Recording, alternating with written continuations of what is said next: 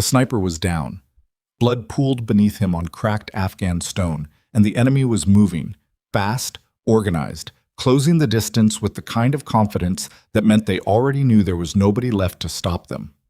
The SEAL team had one problem. Their shooter was gone, and the only person standing near that rifle was the woman who spent 6 months carrying magazines for other people. The one nobody briefed on engagement protocols. The one whose name nobody learned. She reached for the weapon anyway. What happened next didn't just save 11 men. It rewrote everything they thought they knew about her. Subscribe to this channel now, and drop your city or country in the comments so I can see exactly how far this story has traveled. Like this video if you want more, because you do not want to miss what comes next. The morning the ambush happened, Maya Carter had been awake since 0400, not because anyone told her to be, not because the op schedule demanded it. She was awake because sleep had been a bad investment for the better part of 3 years, and the mountains of Kunar province had a way of making insomnia feel less like a problem and more like preparation. She sat outside the wire on an upturned ammunition crate, a cup of instant coffee gone cold beside her boot, watching the ridgeline the way a person watches something they don't entirely trust. The FOB was small, forward operating in the fullest sense of the word, meaning it was less a base than a collection of decisions that hadn't gotten anyone killed yet. 6 prefab structures, a motor pool with 2 MRAPs and 1 truck on permanent deadline, a generator that coughed through the night like an old man with a chest infection. The perimeter wire was strung tight and staked properly, but beyond it the valley opened into something ancient and indifferent, a geography that had swallowed armies for centuries without particular interest in the outcome. Maya had been assigned here 11 weeks ago. Her official role was Combat Logistics Specialist, which was a title that sounded important until you understood what it actually meant in practice. She tracked ammo expenditure. She restocked magazines after range sessions and live contacts. She cleaned weapons that operators handed back to her with a grunt and 0 eye contact. She signed for equipment nobody else wanted to sign for. She made sure the right rounds were in the right pouches before missions stepped off. And when the teams came back, she made sure the empty pouches got refilled without anyone having to ask. She was a supply function with boots on.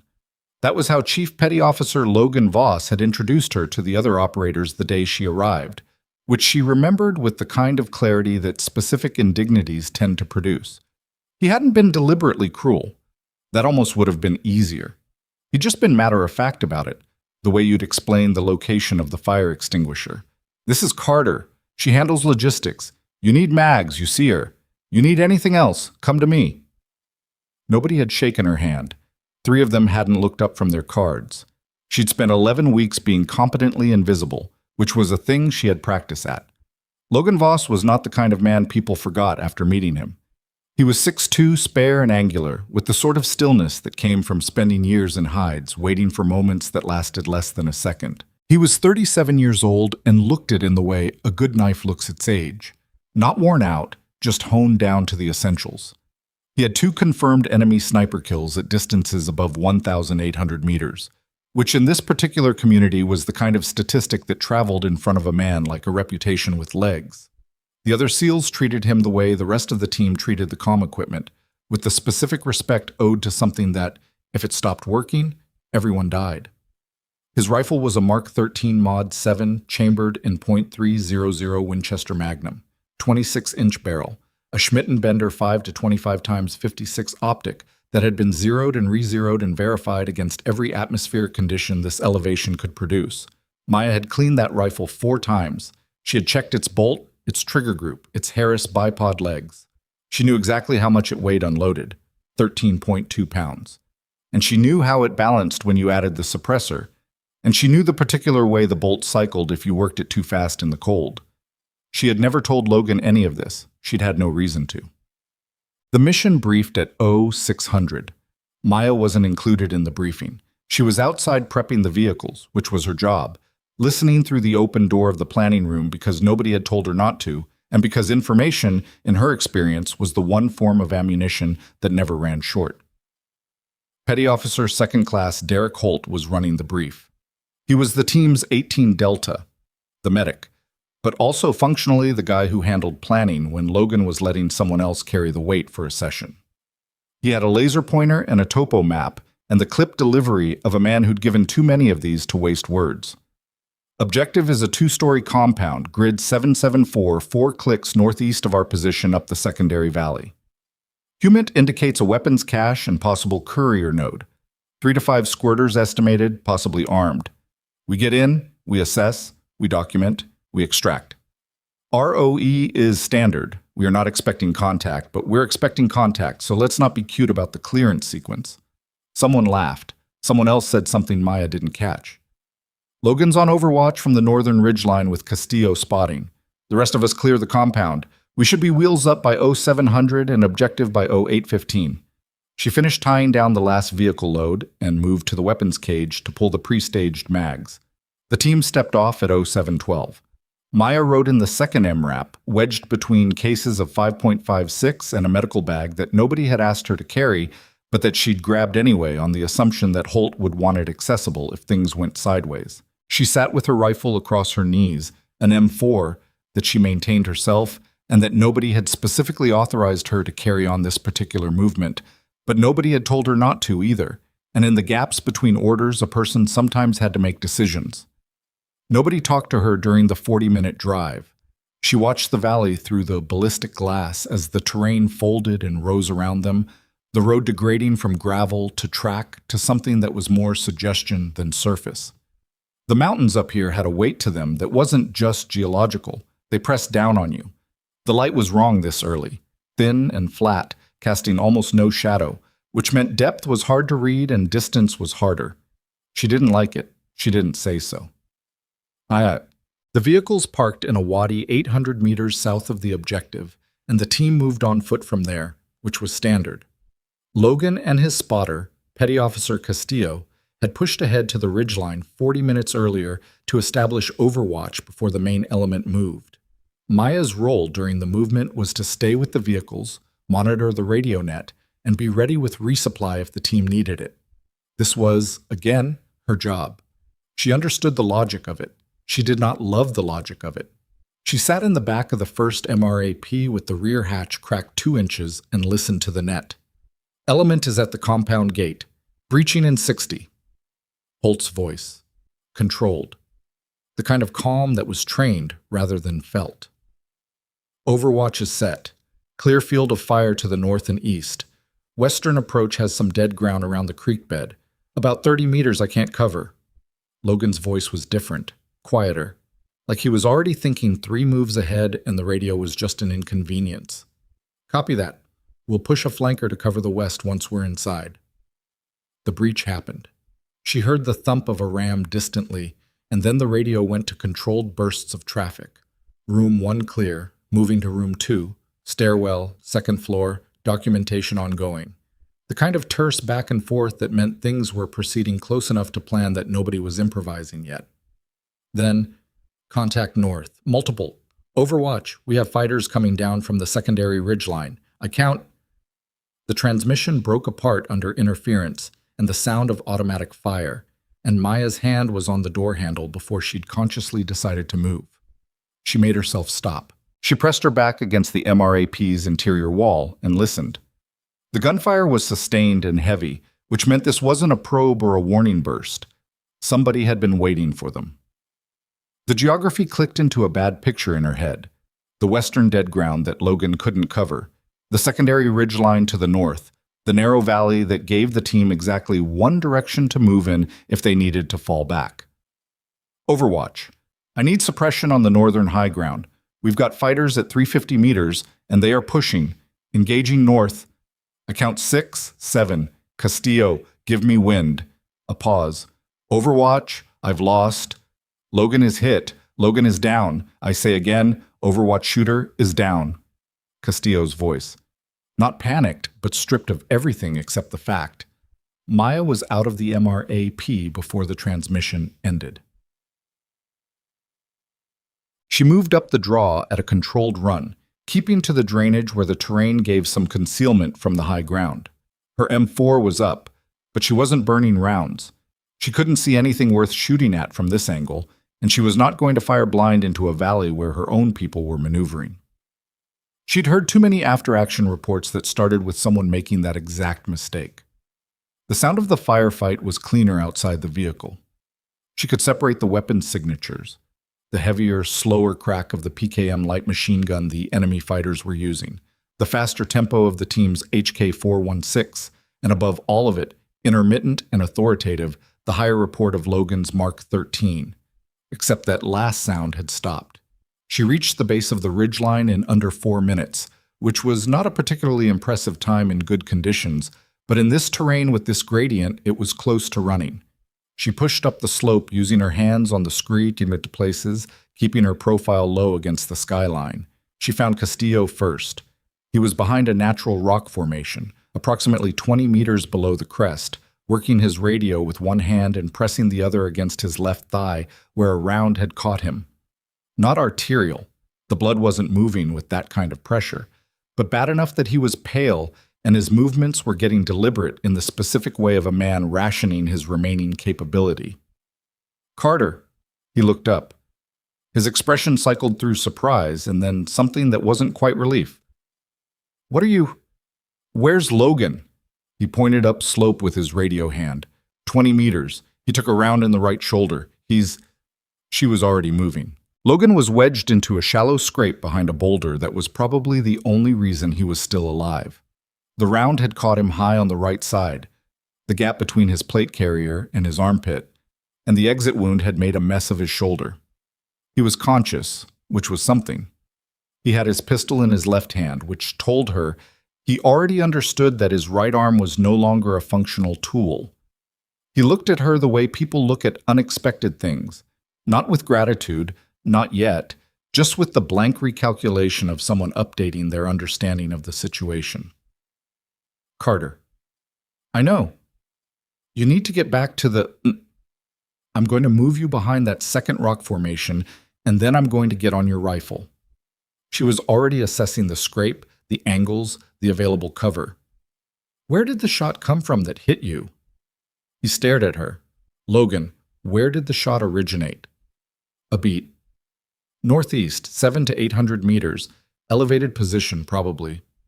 The secondary ridgeline. I saw it from the draw." She grabbed his plate carrier and began moving him, which he didn't resist, which told her more about how much the shoulder hurt than any description he might have given. "Castillo needs a tourniquet on that leg. Can you do it one-handed?" "Yeah." "Do it." She left him and went back to the rifle. The Mark 13 was half buried in loose shale where it had fallen. She lifted it with both hands, checked the optic for damage. The Schmidt and Bender was intact. No cracked glass, no displaced reticle as far as she could tell, and brushed the grit from the ejection port and the suppressor threads. The magazine was still seated. She worked the bolt to check the chamber, found a live round, closed it again. She moved to the crest. The transition from cover to exposure was the thing that always got people. The instinct was to go fast, to get up and get into position before anything could happen to you. The instinct was wrong. Maya took 12 seconds to get from the last piece of cover to the lip of the ridgeline, moving in small increments, using a broken slab of granite as her rest rather than the bipod legs, because the bipod would take time to adjust to this angle, and she did not have time. She went to her eye. The scope picture resolved. The valley below was a specific kind of chaos. Vehicles halted. The team element pinned against the compound's eastern wall, muzzle flash winking from 3 positions on the northern high ground. She mapped it fast. PKM position center, 2 AK shooters left and right flanking. The center was the problem. It had the angle on the team's cover and it was suppressing effectively, meaning the flankers could start moving whenever they chose to. Range to the PKM position. She estimated 430 meters with a quick mental triangulation. Wind was coming left to right at what felt like 8 to 12 knots. The grass on the valley floor was bent but not flat, which put it at the lower end of that range. Elevation drop was roughly 20 meters from her position to the target, which affected bullet path but not dramatically at this range. She had no spotter, she had no data card for this specific rifle at this altitude. She had what she knew, and what she knew was enough, or it wasn't, and she would find out which in about 2 seconds. She let her breathing slow. Through the scope, the PKM gunner was a dark shape bent over his weapon. She could see the back of his head, the line of his shoulder, the way his body was locked into the recoil pattern of a man who'd fired this weapon enough times that it was automatic. He was good. He was also entirely focused downslope. He had not looked up. She settled her reticle. Half a breath. Hold. The trigger broke at exactly the point she wanted it to. The rifle kicked back into her shoulder. She stayed on the glass. The PKM position went silent. She was already moving the reticle left. The second AK position was harder. The shooter was in better cover, using a rocky outcrop with only a sliver of exposure. She found it by following the muzzle flash signature, took a second to confirm the picture, and squeezed again. Miss. She read the trace in the scope, slightly high, wind had pushed it. Adjusted 1/2 mil right and lower, fired again. The sliver of exposure stopped moving. She swung right for the third position and found it empty. The third fighter had either relocated or gone flat. She scanned for movement. 30 seconds of searching while the net below started to reorganize, Holt's voice coming through clipped and urgent. "What just happened to Overwatch fire? Are we back?" She keyed Logan's radio, which was clipped to the sling. "Overwatch is..." She stopped. "North position is suppressed. PKM is down. 1 additional. Third fighter has gone to ground. Watch your left flank." Silence on the net. Then, "Who is this?" "Carter. Logistics." Another silence. Longer. "Carter, say again your position." "Northern ridgeline. Overwatch position." The pause on the other end was the sound of a very experienced operator encountering a fact that his training had not covered. "Copy," Holt said finally. "Can you..." "I'm scanning. Go ahead and push your flanker. The western dead ground is still an unknown." "Copy that." She stayed on the glass and watched the valley below start to move again. The team came off the wall in a stack, pushing east and then hooking north while she covered the high ground. The third fighter materialized briefly at the edge of her scope picture. She tracked him for a moment, watched him change direction and begin moving away from the contact, assessed him as braking rather than repositioning, and held fire. She did not have a clearance to shoot a fleeing fighter who was no longer presenting a threat to the team. She had enough rules memorized to know which ones actually mattered. Below, the valley was quieting. The contact was over. She could hear the secondary sounds now, like someone calling for a CASVAC on the net, Holt running through a personnel status check, the distant sound of a helicopter that someone had already requested without her knowing when. She lay behind the rifle and watched the ridgeline for another 3 minutes. Then she breathed out. The helicopter that came for Logan and Castillo landed in the wadi 40 minutes after the contact. Maya helped load Logan onto the litter, which he permitted with approximately 2% of his usual composure, and which she interpreted as a measure of exactly how much the shoulder hurt. He looked at her once, from the litter, before they pushed him toward the bird. He didn't say anything. Neither did she. There was a look, though, the kind that people give when they've revised something significant and haven't yet decided what to do with the revision. The team was quieter than she expected on the way back. She'd anticipated questions, hard ones, skeptical ones, the kind that wanted to establish where she'd gotten the idea that she had any business touching a senior operator's primary weapons system. Instead, she got something closer to a careful distance. They weren't unfriendly. They were recalibrating, and recalibration took time. Holt sat beside her in the MRAP on the return movement. He stared at his hands for a while. "You want to tell me where you learned to do that?" "Do what?" He looked at her with the flat expression of a man who was not in the mood for deflection. She shrugged one shoulder. "I read the manual." "Carter, I've been maintaining that rifle for 3 months. You learned things. You made a 430-meter shot without a spotter, without data, at elevation, under fire." He paused. "That's not a manual thing." She looked out the window. "I had good conditions," she said. Holt didn't answer. She could feel him looking at her the way Logan had looked at her from the litter, like he'd been handed a puzzle piece that didn't fit anywhere he'd thought it should fit, and now he was wondering what the actual shape of the picture was. She kept her eyes on the valley. She had spent 3 years making sure nobody looked at her like that.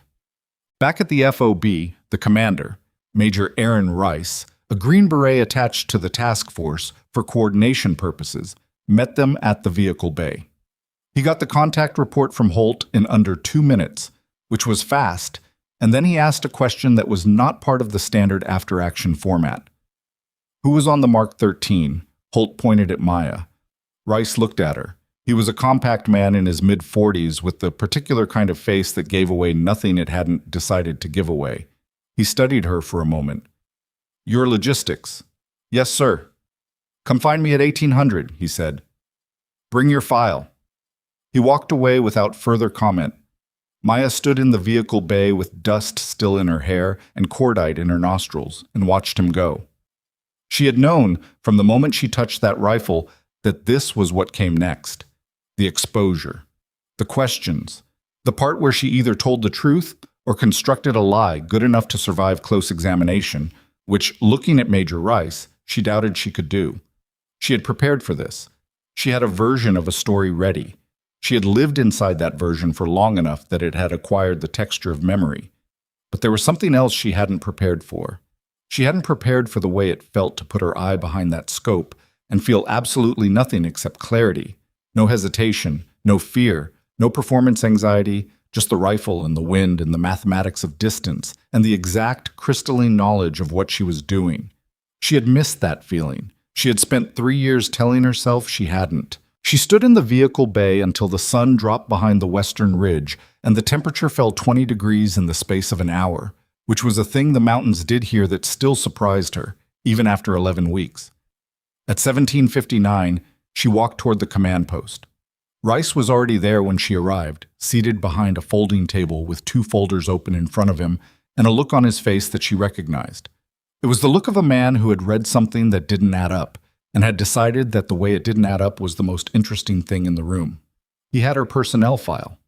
He had something else too, a second folder, thinner, with a classification marking she could read from where she stood. He looked up. Sit down, Specialist Carter, he said, or whoever you actually are.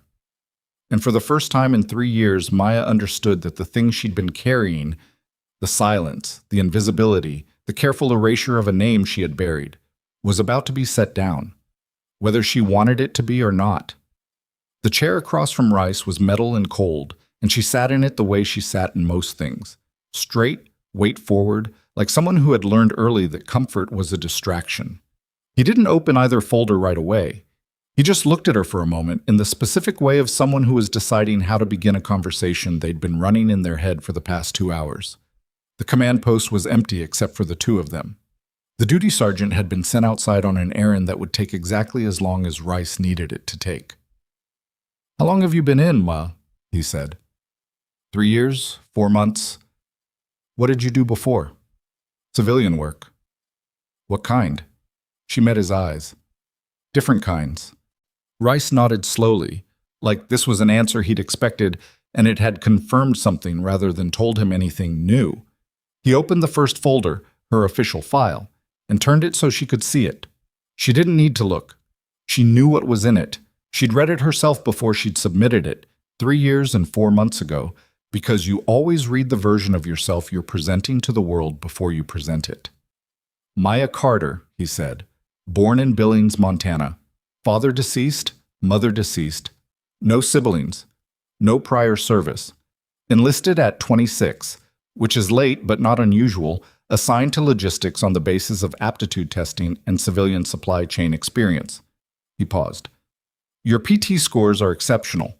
Your marksmanship qualification scores are, and I want to quote this correctly, he found the line, adequate for role requirements. She said nothing. Adequate, he repeated like he was tasting the word and finding it strange. You shot a PKM gunner at 4+100 meters with a rifle you weren't assigned to carry, in a weapons system you have no qualification record for, in conditions where a trained sniper with 3 combat deployments would have taken at least 60 seconds longer to get into position. He closed the folder. You want to explain adequate to me? I got lucky. No. The word was flat and final. He wasn't angry about it. He wasn't even particularly confrontational. He was just done with that direction. Specialist Carter, I have been in this business for 22 years. I have worked with snipers, with shooters, with people who learn to shoot in places that don't show up in their service records, and I know the difference between someone who got lucky and someone who is running a performance. He leaned back in his chair. You are running a performance. You have been running it since you got here, and probably since before you got here. And I need to know why. Because right now I have a SEAL with a reconstructed shoulder who is going to spend 6 months in physical therapy because his Overwatch position was held by a logistics specialist. And the part that bothers me isn't that she held it. The part that bothers me is that she's apparently been capable of holding it for 3 years and nobody knew. The generator coughed outside. The light flickered once and steadied. Maya looked at the second folder. What's in that one? She said. That's what I want to talk about. He opened it and turned it, and she looked. The photograph was maybe 15 years old. A competition shot. Outdoor range, bright Montana summer, a teenage girl prone behind a rifle with a spotter kneeling beside her. The spotter was a man in his 50s, lean and weathered, with the kind of posture that came from decades of putting rounds down range. He had his hand on her shoulder, and he was looking through his binos rather than at the camera, which meant someone else had taken the picture. The girl in the photo looked like Maya, the way a rough draft looks like the finished thing. Younger, not yet settled into her own face, but the eyes were the same. The way she was lying behind the weapon was the same. Maya picked up the folder and looked at it for a long moment. Where did you get this? It was in a file I requested from a competition database. National Long Range Championship records, 18 years old and under. He watched her. Maya Callahan, 3-year champion, youngest competitor to break the 1,500-meter barrier in that division. Her father was James Callahan, who I believe you may have heard of. She set the folder down. James Callahan had trained more military snipers than any civilian instructor in the country's history. He'd spent 30 years at it, first as a Marine Scout sniper and then as a private contractor who consulted with JSOC, with foreign allies, with anyone the government trusted enough to bring him in. He had a way of teaching that wasn't about mechanics. Anybody could teach mechanics. He taught the interior of shooting, the part that happened between the ears, the part that made the difference between a person who could put rounds on paper and a person who could function when everything around them was on fire and the mathematics of the moment still needed to be done correctly. He had died 4 years ago. Maya had not been at the funeral. I need to understand what I'm working with, Rice said, not to get you in trouble. I'm not interested in the enlistment paperwork. I'm interested in whether you're the person I think you are, and if you are, whether that person can be useful in a context larger than tracking ammunition expenditure. She was quiet for a moment. My name is Maya Callahan, she said. It came out even, which cost something. My father was James Callahan. I competed until I was 22. After he died, I stopped. Why? Personal reasons. That's not an answer. It's the answer I have. He studied her. You changed your name and enlisted under a different identity. Carter was my mother's name. It's not... She stopped. It's not falsified. It's a legal name. I didn't lie about anything material. You omitted everything material. Yes. Why? She looked at the photograph again. Her father's hand on her shoulder. The way he was already looking downrange even before the picture was taken.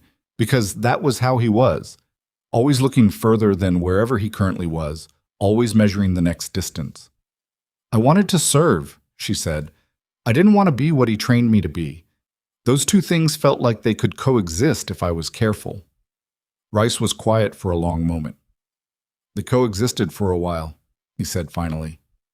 Yeah. They stopped today. Yeah. He closed both folders and stacked them and put his hands flat on the table. Here's what happens now. I'm going to reassign you as a designated marksman attached to this element. You'll carry your own rifle, you'll have a formal role in the op plan, and you'll stop pretending you're invisible. You'll complete the qualification sequence that should have happened 3 years ago. I can get that expedited based on demonstrated performance. He paused. This is not negotiable. I need you functional. This valley has been active for 6 weeks, and our ISR is showing movement patterns that suggest something larger is building, and right now I have a sniper in a hospital in Bagram and a spotter on crutches. She said nothing. You have a problem with this? He said. I need to think about it. You have until 0600 tomorrow. She stood up. There's something else, he said. She stopped. He reached into the second folder and pulled out a single printed page, a photograph, different from the first. Older. She didn't recognize it at first. A group shot, military. A mix of uniforms she couldn't quite place, somewhere cold by the look of the terrain and the clothing. Her father was in the frame. He was younger than she'd ever seen him in photographs, which put it early 80s, maybe late 70s. He was standing beside a man she didn't recognize. Do you know who that is? Rice pointed to the man beside her father. She looked. No. His name is Viktor Orlov. He was a Soviet Special Forces marksman who crossed paths with a joint program your father was involved in during the Cold War. There was a 6-month exchange that doesn't appear in any official records I can access, but that shows up sideways in 3 separate after-action documents from that period. He paused. Viktor Orlov has been operating in this region for approximately 14 months. He is the reason our last Overwatch sniper was evacuated 4 months before you arrived. He is the reason the unit we replaced had 2 KIA in a contact that should have been survivable. Another pause. The round that hit Logan Voss today, the angle, the range, the position, the intelligence cell believes it was Orlov's shot. Maya stood very still.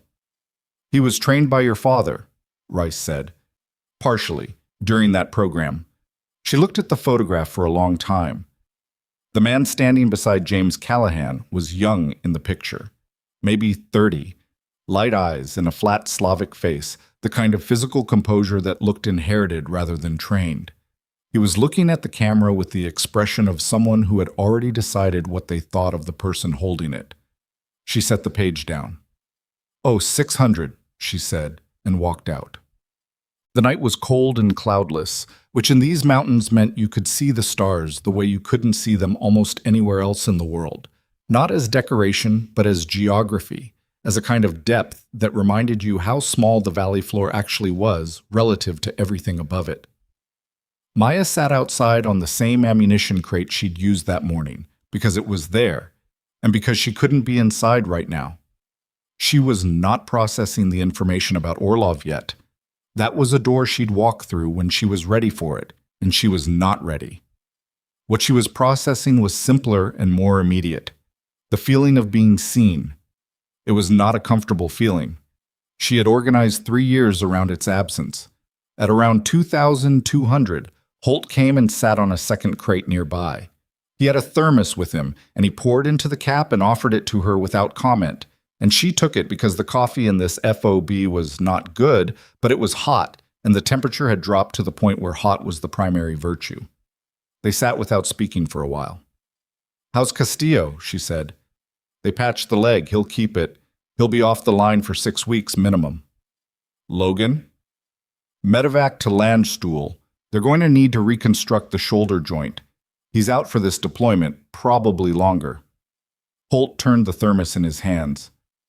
He's going to want to know what happened up there. He was there. He was kind of busy bleeding. A pause. He's going to want to know specifically about you.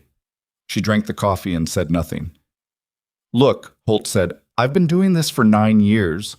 I have worked with some genuinely exceptional people and some people who were good at looking exceptional, which is a different thing.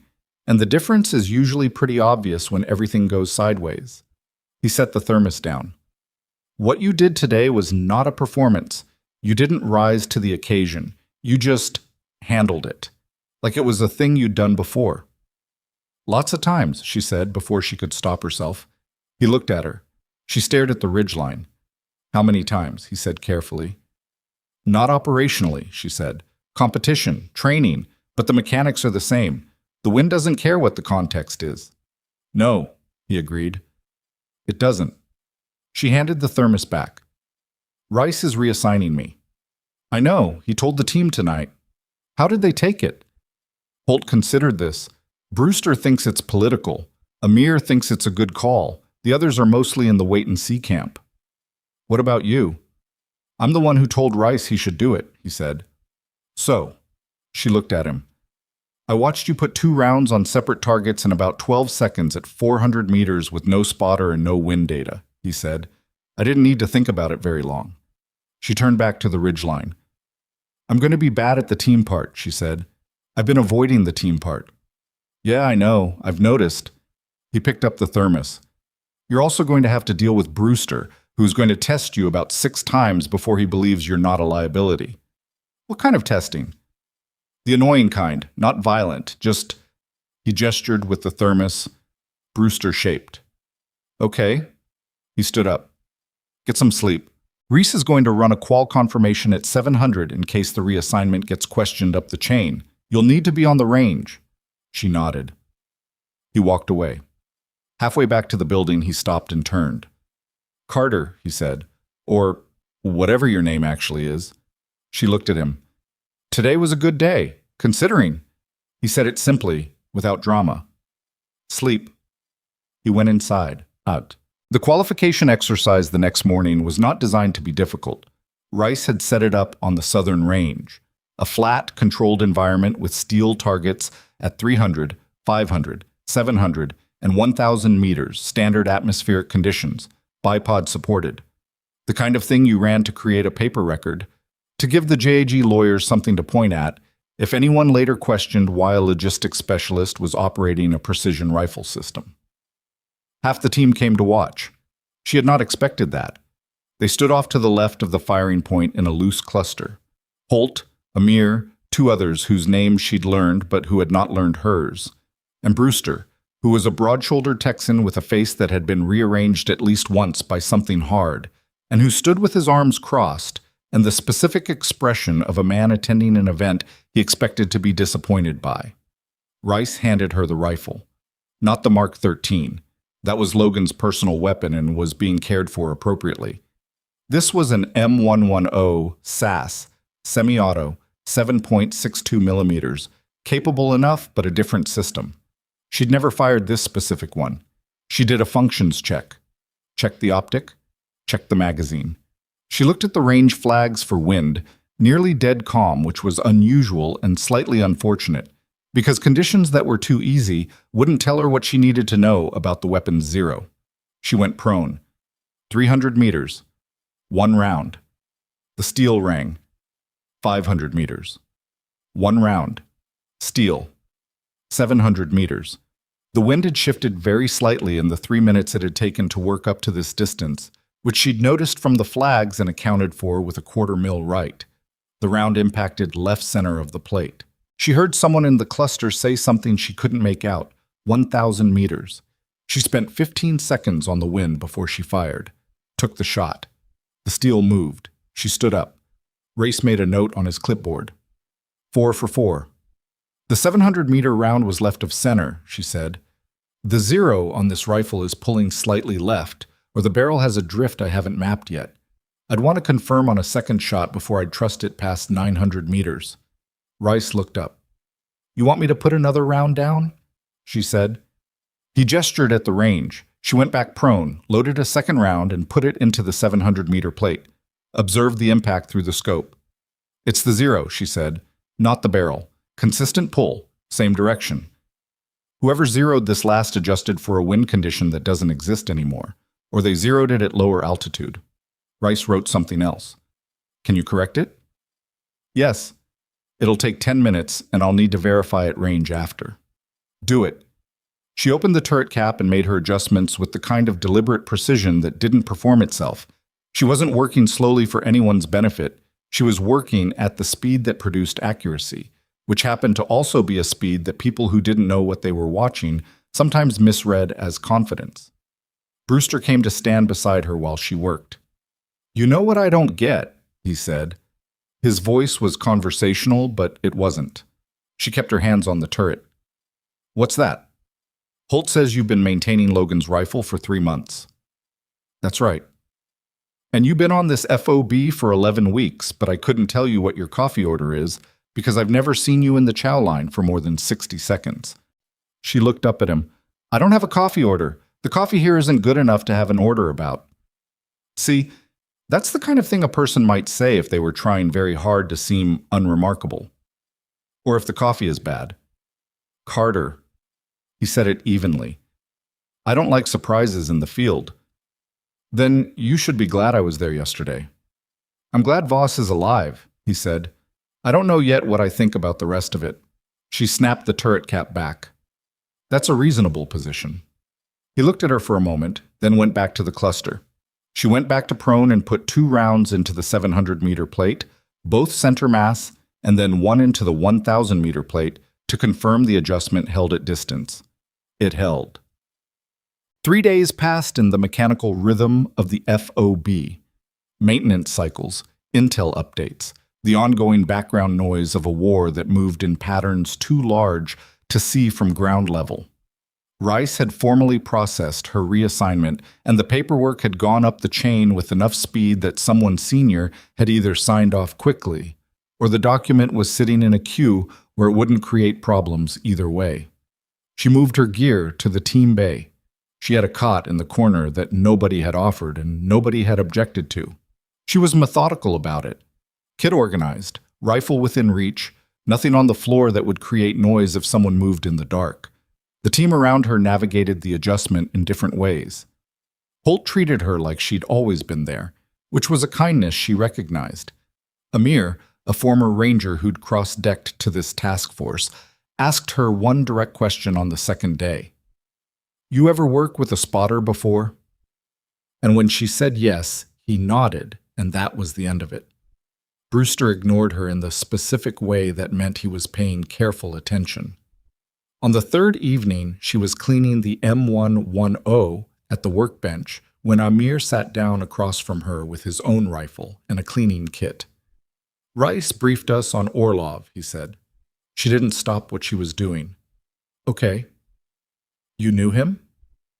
I knew of him. My father mentioned him once or twice. Old students. Your father's dead. Yes. And Orlov trained under him. Partially. There was a program. I don't know the details. Amir ran a patch through his bore. The intel cell is saying he's been operating out of the northeastern valleys for about a year. He's got a training network running out there. Local fighters, mostly, but the precision element is him. The sniper kills in this AO over the last 14 months all have his signature. What signature? Patience, Amir said. He waits. Every report we have says the same thing. He doesn't rush a shot, doesn't take 50% opportunities. He waits for the certainty and then he takes it. He looked at her. Your father apparently called it surgical calm. She set the bore brush down. He used that phrase exactly, she said. It was in an analyst report. Something about methodology. She picked up the brush again. Her father had used that phrase every time he talked about the interior of a shot. The thing that happened in the shooter before the trigger broke. Surgical calm. Not stillness. Stillness was dead. Calm was alive. He'd said it so many times that it stopped sounding like instruction and started sounding like something he was reminding himself of. She'd used it herself, though she hadn't thought about it consciously until just now. If Orlov is using that phrase, she said, then he was listening more carefully than most. Is that good or bad? She thought about it honestly. Depends on what he chose to do with it. They cleaned their rifles in silence for a while. The generator outside ran steadily. Somewhere at the far end of the bay, Brewster was on a satellite call, voice low, probably family. You're going to have to engage him eventually, Amir said. Orlov, if the mission develops the way Rice thinks it will. I know. You have a problem with that? She fit the bolt carrier back into the upper receiver. That's what I'm trying to figure out. He nodded, like that was a reasonable thing to say, and went back to his rifle. The intelligence update came 4 days after the ambush, delivered by a signals analyst who had driven up from the firebase to the south with a laptop and a set of expressions that moved between concern and the careful professional blankness of someone who knew that what they were presenting was going to complicate someone's week. The analyst's name was Delgado. She was young, mid-20s, the kind of competent that hadn't yet learned to be tentative about it. And she set up her laptop at the planning table and walked Rice and the team through what signals intercepts and drone surveillance had produced over the past 10 days. The picture it built was not good. Viktor Orlov was not just an independent operator. The intercepts showed coordination with at least 2 separate insurgent networks across a 40-kilometer area. Not unified command, but shared logistics, shared intelligence about coalition movement patterns, and what appeared to be a shared training node somewhere in the northeastern valley system that had not been located yet. The sniper kills attributed to Orlov were the visible edge of a larger enterprise. We believe the training node is producing between 8 and 12 precision shooters per cycle, Delgado said. We don't have a cycle length, but we have 3 contacts in the last 6 months where the engagement pattern suggested trained marksmanship in people who weren't previously assessed as having that capability. Reis asked the question Maya had been waiting for him to ask. Can we locate the node? We have a probable grid, we're not certain. The SIGINT is degraded out there.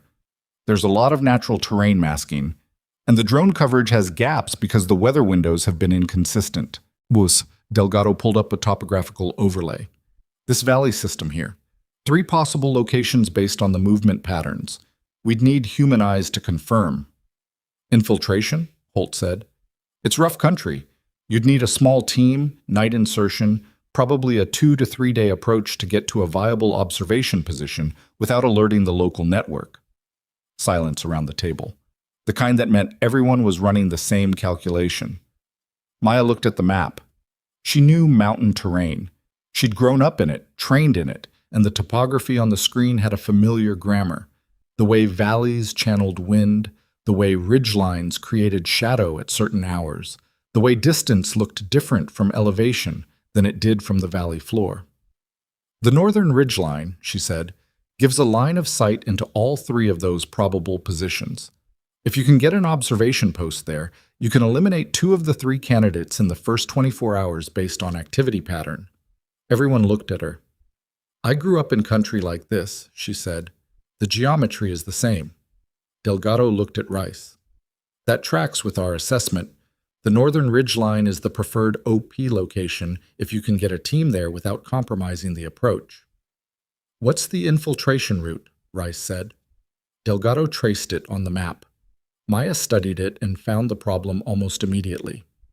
You're going to have dead ground for the first 4 kilometers. That creek drainage runs through a population cluster. 2 villages, maybe 300 people.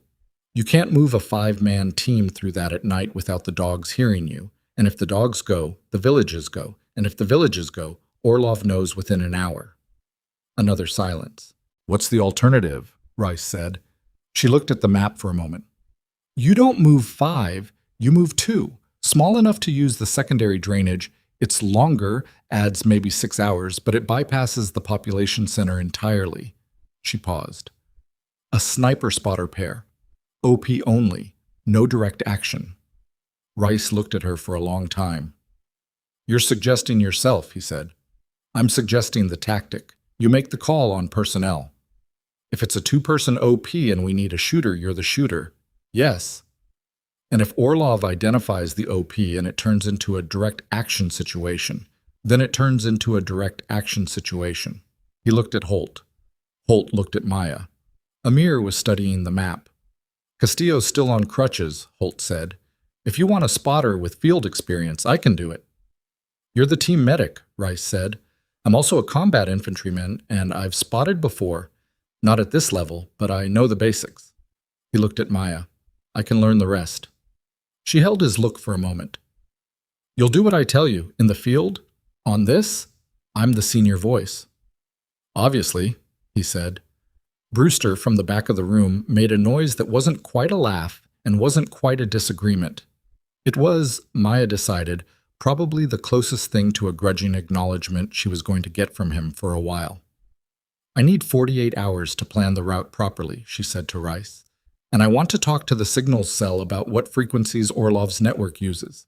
If he moves while we're in the OP, I want to know before we see him. Rice nodded. You'll have it. She rolled the map and picked it up, and Delgado watched her with the expression of someone recalibrating, and Maya recognized it because it was the same expression Logan had given her from the litter, and Holt had given her on the ammo crate, and even Rice had given her across the folding table. She was going to have to get used to being seen. She was not sure yet whether she had. The 48 hours began. She took the map to the corner of the team bay and sat with it and a notepad and started breaking the infiltration route into segments: terrain features, elevation changes, time estimates, contingency decision points. She worked until the generator's nightly cough marked midnight, and then she kept working, because the mountains didn't care how tired you were, and the plan had to be right. Outside, the ridgeline sat dark and patient against the stars. Somewhere beyond it, in a valley she hadn't seen yet, a man who had been taught by her father was teaching other men to kill with precision. She turned the page on the notepad and kept writing. She finished the route plan at 0214 and slept for 4 hours on the cot in the corner of the team bay with the notepad on the floor beside her and the M11. Oh, within arm's reach, which was not a habit she'd developed in the military, but one she'd had since she was 17 years old, in a ranch house in Montana, where her father checked door locks twice before bed and kept a rifle in every room, not out of paranoia, but out of the same practical reasoning that made you carry a spare tire. She woke up already thinking about the secondary drainage. The problem with the route wasn't distance. It wasn't elevation gain, though there was plenty of that. The problem was the 3rd kilometer, where the drainage bent east and created a natural funnel that anyone watching the high ground would identify as an obvious infiltration corridor. You couldn't avoid it entirely. You could minimize exposure by timing your movement through the funnel during the window between last light and the hour when the temperature dropped enough that ambient noise in the valley decreased. That window ran about 40 minutes on a clear night, based on the meteorological data Delgado had left behind. 40 minutes to move 2 people with full kit through 400 meters of exposed terrain. It was doable. It was tight.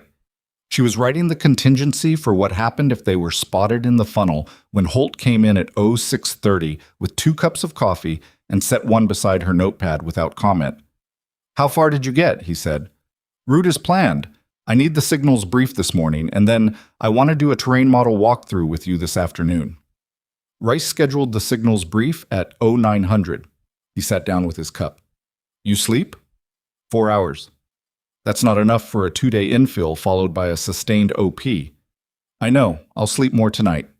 He looked at the notepad.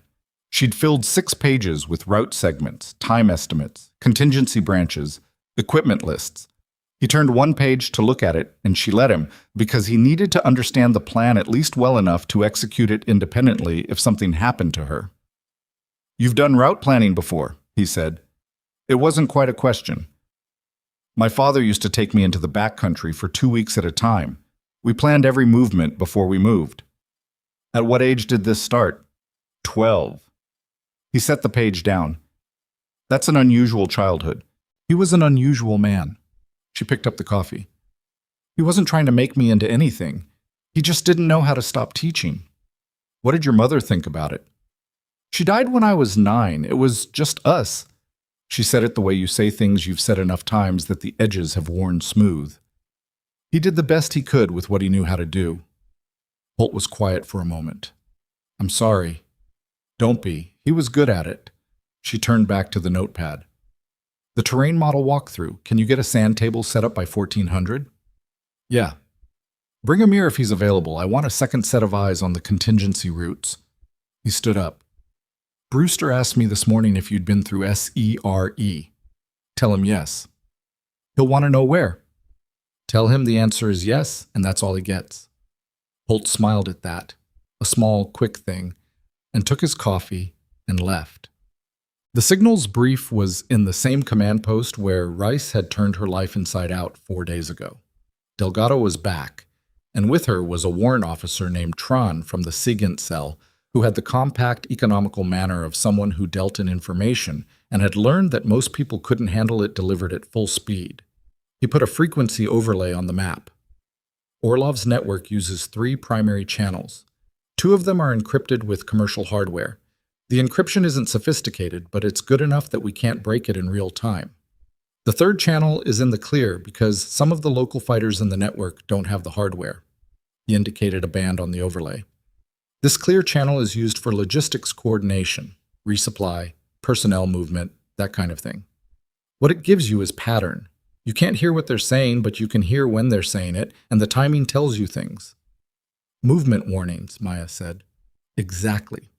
When Orlov moves, the clear channel traffic goes up in the 48 hours prior, increased coordination. Based on the last 4 tracked movements, the pattern held each time. We'll need a receiver in the OP, she said to Rice. Tran can modify a portable receiver to cover that band. It'll add weight. I'll carry it. Tran made a note. Battery life on the modified unit is 14 hours per pack. For a 48-hour OP, you'll need 3 packs minimum. 4, she said, in case we go long. That's an additional 2 kilograms. I know what 2 kilograms is. He made another note. Rice pulled up the current ISR product on the planning screen. Composite of drone footage and satellite imagery from the past 72 hours. The Northeastern Valley system appeared as a tangle of drainages and ridgelines in the flat gray of the imagery, with 3 numbered markers indicating the candidate locations for the training node. Location 1, Delgado said, has the highest probability based on movement pattern analysis, 38%. That's not high, Brewster said. He was standing in the back of the room again, arms crossed again. No, Delgado agreed. Location 2 is 29%. Location 3 is 19%. The remaining 14% is distributed across 2 other sites we haven't characterized yet. So we don't actually know where it is, Brewster said. We know the valley system. The OP will confirm the location. And if the OP is compromised before it confirms, then we're back to where we are now, which is nowhere. Brewster looked at Maya. You think you can move 2 people through that terrain at night without being spotted? She looked at the imagery. Yes. Confidence level? High. Based on what? Based on the route plan I finished at 0200 this morning. She said it without inflection. You want to see the plan? Ask Holt for the notepad. It's specific. He held her look for a moment and then looked back at the screen. One more thing, Tran said. He brought up a second overlay. A topographic product with marked locations. 3 weeks ago, a drone acquired thermal imagery from the Location 1 area. I want to show you something. The imagery was grainy and time-stamped. A ridge, a saddle. In the saddle, 2 heat signatures, small, diffuse, the kind that meant people lying still rather than moving. 2 individuals, Tran said. Prone. No weapons visible in the imagery resolution, but the positions are consistent with a sniper spotter pair in a hide. The room was quiet. Duration of observation? Rice said. They were in position for 11 hours before the drone had to return for fuel. When the next asset came on station 6 hours later, they were gone. 11 hours in a static hide, Holt said. The patient's characteristic again, Tran said. This is consistent with every Orlov sighting we've been able to confirm. Maya looked at the 2 small heat signatures on the screen and thought about her father saying surgical calm in the kitchen of the ranch house while she ate breakfast and half listened the way teenagers did, and then later understanding what he meant in the way you understand things only after you've needed them. Orlov had listened to those lessons and carried them here. The question she couldn't yet answer was what else he'd carried. The terrain model walkthrough took 2 hours. She'd built the sand table herself from materials in the supply cage, a flat board, sand, wire, paint, and she laid out the route in 3-dimensional form so that Holt could look at it from above and understand the shape of what they were going to move through in the dark. Amir came. He stood beside Holt and asked 2 questions, both good ones, and she adjusted the contingency route at the second choke point based on his observation, which was the right thing to do because he'd been right. Brewster came in at the end and looked at the sand table for a while without speaking. The funnel at kilometer 3, he said finally. 40-minute window is thin. Yes, she said. If your timing is off by 20 minutes, then we stop at the near edge of the funnel and wait for the next window. Which adds 6 hours to the timeline. Yes, but it doesn't compromise the mission. He studied the route. What's the rally point if you have contact before you reach the OP? She pointed to a marked location on the sand table. RV Alpha, here. If we can't make Alpha, RV Bravo is further east. She pointed again. If we lose comms and both RVs are compromised, we move south and I activate the emergency beacon at H+72. And if only one of you makes it to the RV, the survivor calls for extract and protects the intelligence. She paused. The intelligence is the priority. Brewster looked at her. Not the personnel? The intelligence is what saves other personnel, she said. So yes, the intelligence is the priority. He was quiet for a moment. Your father teach you that? The question landed differently than she expected. Not hostile, genuinely curious. He taught me that the mission outlives the person on it, she said, which is a thing that sounds like a slogan until you actually need to operate on it. Brewster looked at the sand table one more time and then left without saying anything else. Holt caught her eye after he'd gone. She shook her head slightly, meaning don't, and he didn't. They stepped off 2 nights later. 130. No moon, which they'd planned for. Cold enough that their breath was visible, but not so cold that movement was impaired, which was a balance the mountain struck maybe 30 nights a year, and which had cooperated with their timing by chance rather than design. The vehicle dropped them at the wadi mouth and was gone before they'd moved 50 meters. That was the plan. No lingering, no lights, no trace of the insertion at the drop point. Maya led. Holt followed at 5 meters, which was the interval she'd specified during the walkthrough because 5 meters gave enough separation to make them 2 separate thermal targets, but close enough that voice communication was possible without radio if they needed it. She moved the way she'd been moving through mountain terrain since she was a child, with the specific economy of someone who understood that energy spent without purpose was energy that wasn't there when you needed it. She picked lines through the scree that avoided the loose stuff, used her hands on the steeper sections without breaking stride, and navigated by terrain feature rather than compass, because in this kind of country the map and the ground were close enough that she could hold both in her head simultaneously. Holt was good. She hadn't known what to expect from him in this environment, but he moved quietly and he maintained his interval and he didn't talk when he didn't need to, which was the most important thing. They reached the funnel at 0340. She stopped at the near edge and knelt, and Holt came up beside her. The funnel was exactly what the planning had shown. A compressed section of drainage, maybe 8 meters wide at its narrowest, flanked by bare rock on both sides. 400 meters of it, with the village complex another 200 meters beyond the far exit. In the imagery, it had looked manageable. On the ground, in the dark, with the knowledge that any noise would carry up the rock faces and out toward the village, it looked like what it was. She checked her watch. 0342. The window opened at 0350 based on the meteorological pattern she'd identified. The temperature drop that quieted the valley. The shift in ambient sound as the village settled fully into sleep. They waited 8 minutes. She could hear Holt breathing. Controlled, deliberate. He'd understood the requirement without being told. At 0350, she touched his arm and moved. They went through the funnel in 31 minutes. She knew because she checked her watch at the far exit, and 0421 was the number she saw. And 31 minutes inside a 40-minute window was sufficient margin, and she let herself feel that for approximately 2 seconds before she was already thinking about the next kilometer. Tulk. The observation post was a natural scrape on the northern face of the ridgeline, partially concealed by an outcropping of granite that had fractured over some geological period into a shape that was almost useful. She improved it over the next 2 hours. Slow, careful work, moving nothing that didn't need to be moved, adding nothing that would register differently from above on a drone camera. She built a shade screen from materials she'd carried in and angled it to break up the outline without creating a shadow that didn't belong. Holt got the receiver operational while she built the hide. He'd been briefed on the frequency patterns by Tran, and he ran a quick check to confirm the unit was receiving on the right bands. "I've got traffic," he said quietly. "Low volume, consistent with what Tran described as baseline. Note the time and log it." "Already doing it." She settled into the hide and put her eye to the scope. The valley below resolved into clarity. Location 1 was visible at 1100 meters.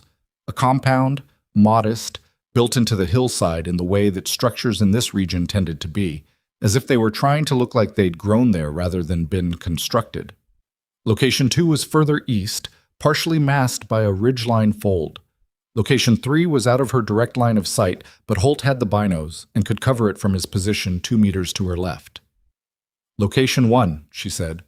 "I've got 2 sentries, one at the gate, one on the roof, both armed, both static." 2 sentries for a logistics node seems heavy, Holt said. Yes, it does. She started the log. The first 12 hours were slow. That was normal. Observation was mostly waiting, and waiting was mostly managing the gap between what your body wanted to do and what the mission required. She'd learned to occupy the waiting with tasks, cataloging movement patterns, noting timing, building a mental model of the compound's rhythm. The sentries rotated at 2-hour intervals, which told her someone inside was maintaining a structured security schedule. The gate sentry was replaced at 600 and 1200 and 1800, which was a 3-rotation cycle rather than the more common 4, which meant either a smaller security force than expected or one that was working longer individual shifts. She noted it all.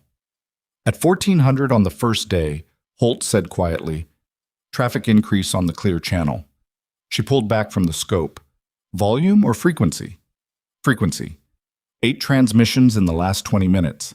Baseline was 2 to 3 per hour. She looked at location 1. Nothing externally different. Log it and keep tracking. The traffic increase subsided after 40 minutes and returned to baseline. She made a note and kept watching. At 16:30, something changed. A vehicle, a pickup, dark-colored, came up the valley track from the south and stopped at the location 1 gate. 3 men got out. The sentry at the gate spoke with one of them briefly, and then the gate opened. She tracked them through the scope as they entered the compound, and in the 3 seconds that one of them was fully visible before passing through a doorway, she saw the way he moved. She stayed on the scope for a long moment after he'd disappeared. "Holt," she said. "Yeah." "Call Rice, encrypted. Tell him location 1 is confirmed active and I have a possible Orlov sighting." A pause. "Possible?" "I need him to step back outside." She waited. The compound was quiet for 11 minutes. Then the door opened again and 2 men came out. Not the 3 who'd arrived, just 2, and walked toward the vehicle. One of them stopped and looked up at the ridgeline. Not at her position specifically, just at the ridgeline in general. The way a person looks at something they're accounting for out of habit, but the way he stood when he did it. The angle of his posture. The specific stillness of a man who was assessing rather than just looking. She knew that posture. She had grown up watching her father stand exactly that way. "Confirmed," she said. "You're sure?" Holt said. "I'm sure." He keyed the radio. Reese's response came back in 20 minutes. Hold position, continue observation, do not engage. Command was being briefed. A targeting package was being assembled. She was to document everything she could observe and maintain the OP until further orders. "Copy," she told Holt. "Do not engage," he repeated, looking at her. "I heard it. I know you heard it. I'm saying it out loud because you're looking at him through a rifle scope." She pulled back from the scope and looked at Holt, and he looked at her, and she understood that he was not accusing her of anything. He was just a man doing the job of someone who had to be sure. "I'm not going to take an unsanctioned shot," she said. "Good. I also want to be honest with you that this is harder than I expected." He was quiet for a moment. "Because of your father?" "Because that man down there learned from my father and is using those lessons to kill people who are trying to stop exactly what he's doing." She picked up the binos and went back to observing. "That's a specific kind of difficult." Holt didn't answer that, which was the right call. She documented through the afternoon, personnel count, vehicle activity, a second arrival at 17:30 that brought 4 more individuals, a pattern of movement between 2 buildings within the compound that suggested the primary activity was in the northern structure. She noted sight lines, dead ground, approach vectors, the location of what appeared to be a generator exhaust vent on the eastern wall. She noted everything. At 1900, the clear channel traffic spiked again. Higher this time, not 8 transmissions in 20 minutes, but something closer to 15, overlapping, urgent. Sounding in the way that radio traffic sounds urgent even when you can't hear the words. "That's different," Holt said. "Yes." "What triggers a spike like that?" Something changed in their threat picture. She was already scanning the surrounding ridgelines.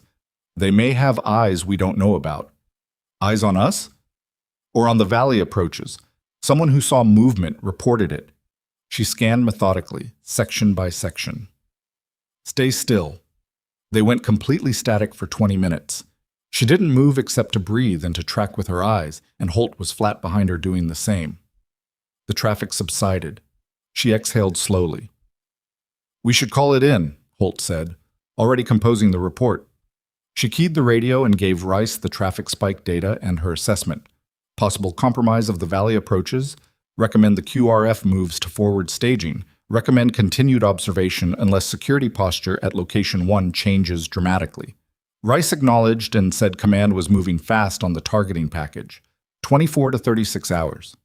"Copy," she said. She put her eye back to the scope. Orlov had come back outside. He was standing near the compound's eastern wall, facing away from her, looking at the mountains to the northeast. The last light was catching the higher elevations and turning them a color that had no business being as striking as it was in a place like this. He stood there for a long time, still, looking at something she couldn't see from her position. She watched him through the scope. He was not what she'd imagined. She had built a version of him in her head over the 4 days since Rice had shown her the photograph, something harder, more obviously dangerous, the kind of physical presence that announced itself. What she was looking at was a man in his 60s who moved economically and stood with the patient, inward composure of someone who had made a permanent peace with waiting. Her father had stood like that too. She took her finger off the trigger guard and rested it along the receiver.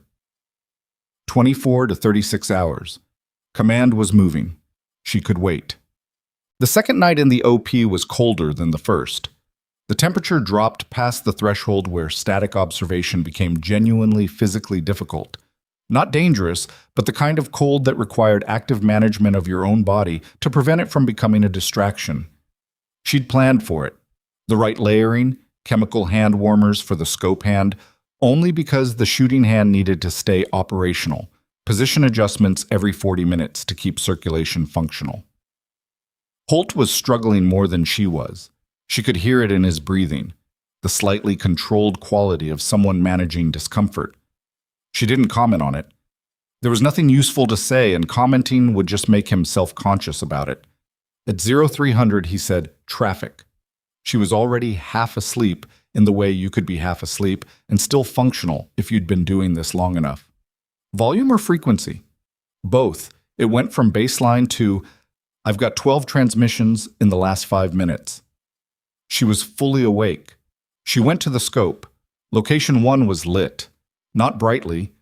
Covered windows, disciplined light discipline, but there was activity inside that hadn't been there an hour ago.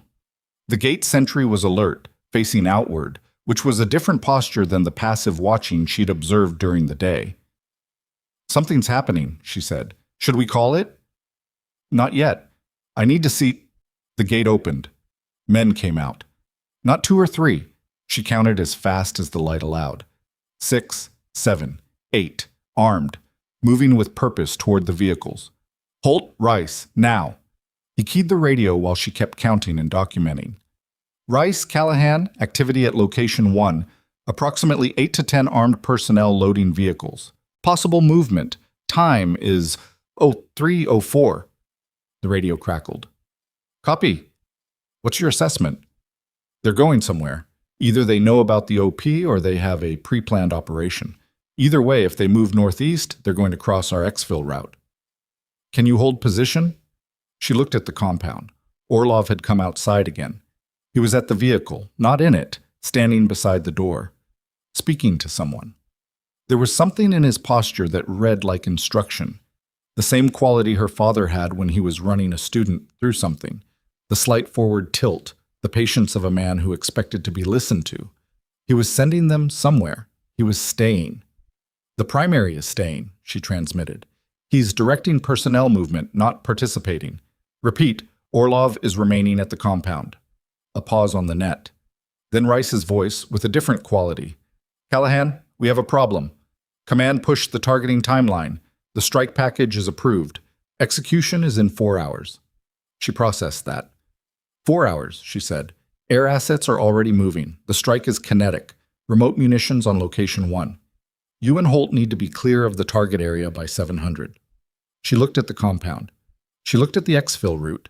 She looked at the 8 vehicles currently loading in the courtyard, which were going to move in some direction in the next few minutes, and which might or might not be moving toward the route she needed to use to get out. "If those vehicles move northeast, our exfil is blocked," she said. "Can you find an alternative?" She pulled the map from her chest rig and looked at it with the red lens torch. The terrain to the south was out, too exposed, too long. East added 6 hours minimum, and they didn't have 6 hours. West was the population cluster. There was one option. She'd identified it during planning and set it aside because it was worse in almost every way except one. It was fast. "There's a direct route over the primary ridgeline," she said. "Steep. It bypasses the valley floor entirely. We'd come down the south face and reach the wadi in approximately 90 minutes. "What's wrong with it?" "It's exposed from the eastern ridgeline for about 400 meters near the top." "Orlov's line of sight?" "Potentially." The silence on the other end lasted 3 seconds. "Can you move in darkness?" "We have maybe 90 minutes of full dark left." "Then move now. 4 hours is the hard deadline." She keyed off and looked at Holt. He'd heard it all. He was already beginning to police the OP, carefully, quickly, leaving nothing that hadn't been there before. 90 minutes of dark, he said. "Yes." "And 400 meters of exposed ground near the top." "Yes." "And a compound full of people who may or may not know we're here." "Yes." She broke down her scope and racked it into the carry position. "Holt." "Yeah." "Move fast and don't stop. Whatever you hear, don't stop." "We stop when we're over the ridgeline." He shouldered his pack. "Copy." She picked up the M110 and looked at the compound one last time through the open sights. Orlov was still at the vehicle, still standing, still watching the men he'd sent away until their taillights disappeared around the valley bend. Then he turned and looked at the ridgeline. Not at her. She was dark and still, and she knew she was invisible against the rock. But his gaze moved across the high ground the way a person moves across something they're filing away. And even at 1,100 meters, even in the failing dark, there was something in the set of his shoulders that told her what she'd been unable to name since she first saw him through the scope. He knew someone was up here. He'd known for a while. He just hadn't decided yet what to do about it. "Move," she said. And they moved. The ridgeline swallowed them, and the compound disappeared behind the crest, and she climbed with everything she had, the rifle across her back and the cold burning in her lungs, and Holt 2 meters behind her, making no sound except the necessary sound of a person moving as fast as the ground allowed. They hit the exposed section at 0427, with 70 minutes of dark remaining, and she didn't slow down. She pushed through it at the highest sustainable pace, head down, moving from one piece of fractured rock to the next, with the muscle memory of someone who'd done this in the dark on a different continent at a different age, for reasons that had felt, at the time, more like punishment than training, and that now felt like the only reason she was still operational. Behind her, Holt's breathing was audible but controlled. She didn't look back. They cleared the exposed section in 14 minutes. Below the south face, the wadi was still dark, and somewhere in that darkness, a vehicle was waiting. And beyond that, the FOB and Rice and a targeting timeline that was now running at 3 hours and 43 minutes. She started down the south face, and the adrenaline began to metabolize, and in its place came something quieter and harder to name. Not relief, not yet, but the particular clarity that comes after you've moved through the worst section of a route, and the terrain has shifted and the math of the situation has changed. Orlov had looked at the ridgeline. He had known, and he had let them go. She didn't know why. She filed it alongside the other things she didn't know yet, the things she'd have to sit with until the pieces arranged themselves into something that made sense. Her boots found the first switchback of the south-face descent, and she kept moving, and the mountains rose above her, and the dark held for another hour, and she did not stop. They reached the wadi at 0531. The vehicle was there. Amir behind the wheel, engine off, no lights, exactly where the plan said it would be. He didn't say anything when they climbed in. He looked at them both, made some internal assessment, and started the engine. Maya sat in the back with the M110 across her knees and let the shaking start. It wasn't fear. It was the body doing its accounting after the fact, converting 3 hours of sustained output into something it could process and file away. She let it run. Holt was doing the same thing in the front seat. She could see it in the set of his shoulders, the way he was breathing a little more deliberately than usual. Neither of them spoke for the first 10 minutes. Then Amir said, "Strike executed at 05:18. "Location 1, she said. "Direct hit. Secondary explosions, which means the munitions cache was real." He kept his eyes on the track. "No survivors assessed." She looked out the window at the mountains receding behind them, still dark in the high elevations, the kind of dark that didn't give anything up. "Personnel count from the compound?" she said. "Unknown yet. The vehicles that left before the strike, we tracked 2 of them moving south, lost the others." "Orlov?" Amir was quiet for a moment. "Unknown." She had known, before he said it, that the answer would be unknown. Orlov had been standing outside when the vehicles left. He'd been outside when she and Holt began their exfil. Whether he'd gone back inside the compound before 05:18, or whether he'd been somewhere on the ridgeline looking at a crest line that had recently been occupied by 2 people he'd chosen not to engage. That was a question that didn't have an answer yet, and she understood that not having that answer was going to be the defining fact of the next phase of this. She closed her eyes for the rest of the drive. The FOB was awake when they returned, the specific wakeful quality of a small forward element that had been monitoring an operation all night and was now processing its outcome.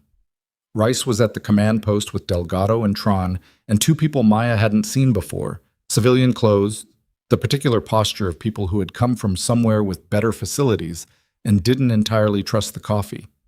Rice looked at Maya when she walked in, and she could read him well enough by now to see the thing behind the professional composure. He'd spent the last 2 hours not knowing whether his 2-person OP team was alive, and the relief of seeing her walk through the door was something he was already converting back into work. "Debrief," he said. "Now. I need 10 minutes. 5.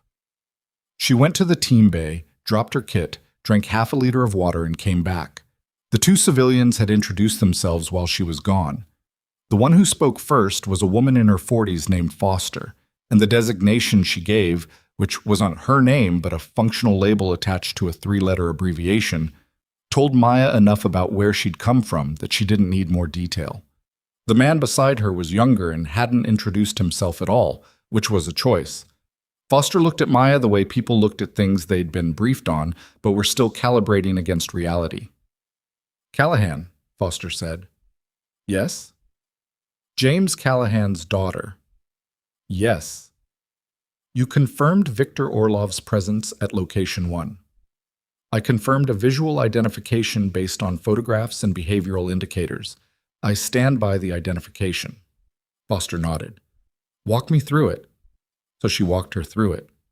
Everything from the arrival of the vehicle at 16:30 on day 1 through the final sighting at 04:20 when Orlov had looked at the ridgeline and she'd made the decision to move.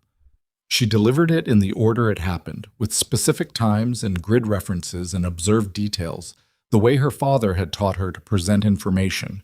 Facts first, assessments clearly labeled as assessments, speculation kept entirely separate and flagged explicitly as such. When she finished, the unnamed man said, "You said he looked at the ridgeline." "Yes." "And you assessed that he was aware of your position." "I assessed that he was aware someone was in the high ground. I don't know if he had the specific position." "But he didn't act on it." "No." "Why?" She'd been thinking about that for 2 hours in the back of Amir's vehicle.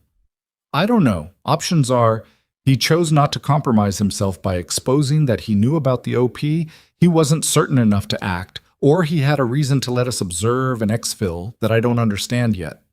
"A reason to let you observe," the man said, "meaning deliberate." "Meaning possible. I'm not asserting it." He and Foster exchanged a look. "Was there anything in the OP that might have indicated your specific identity to him?" Foster said. "Anything observable from the compound?" Maya thought about it honestly. "No, we maintained proper light and noise discipline. The hide was clean." "But you're James Callahan's daughter." "Yes." "And if he knew there was a shooter in that ridgeline, and if the word has moved in whatever network he operates in that James Callahan's daughter is attached to this element, then he might have had a reason beyond tactical to let the OP run," Maya said. Foster nodded. That's the concern. You think he wanted us to observe the compound? We don't know what we think yet. We're asking. Rice had been sitting through this quietly. He spoke now.